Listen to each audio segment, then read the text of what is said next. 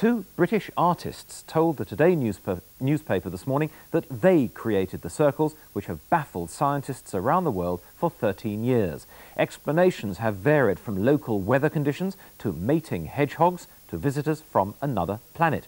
But the two men said this morning that they had been creating the circles using string and wooden boards. Flocks of birds, freak weather conditions, high-energy plasmas, little green men.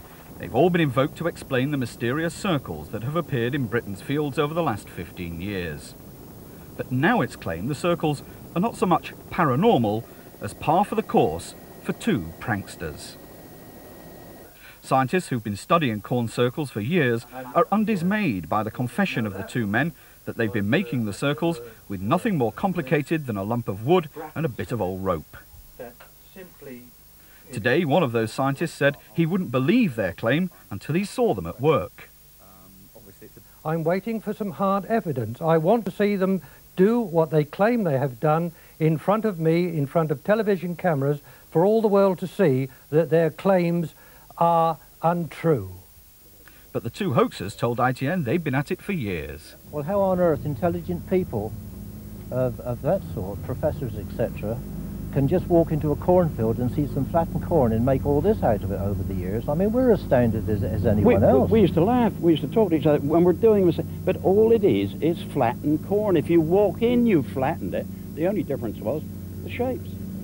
You know. We love the shapes because of its artistic value, but I mean, what these people have made of it was their business. I mean, it's just become a big laugh as the years go by.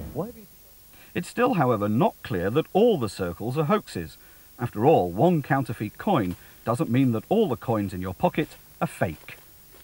Well, now I'm joined by Lawrence McGinty, our science editor. Lawrence, first of all, do we believe the hoaxers? Well, it may be that the hoax is, not that they made the corn circles, but in fact they didn't make the corn circles.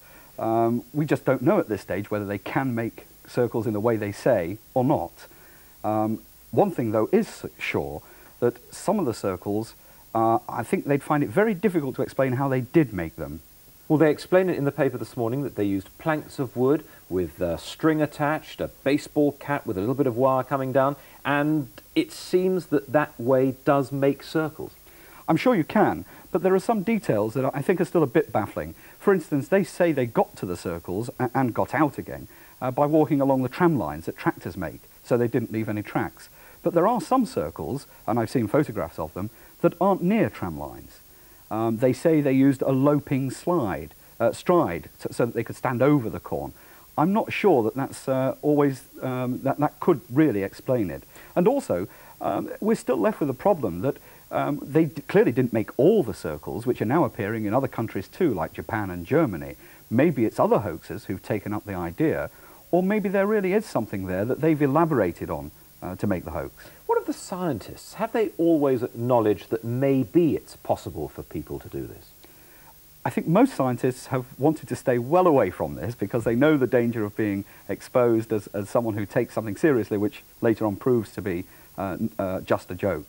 But on the other hand, there are some serious scientific phenomena that might explain some of the simpler structures, and I think that's probably still worth investigation until we know for sure that a great many of the circles are made by hoaxers. Well, now, whether or not scientists have taken it up, the world of big business certainly has. We have tours to look at corn circles, we have special weekends arranged. There's a lot of money in this, isn't there?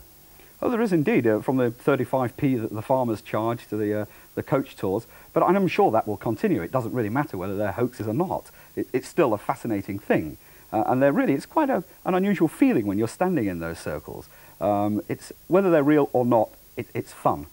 But I think there is a serious side as well in science, that science is very difficult. Scientists are very poor at judging hoaxes. They're trained to take things on face value. Nature doesn't tell you lies. Here, nature is telling you a lie because someone's hoaxed you. And I think that scientists, on a serious note, should look really hard at their own organisations to make sure that they aren't being tricked in much more serious ways.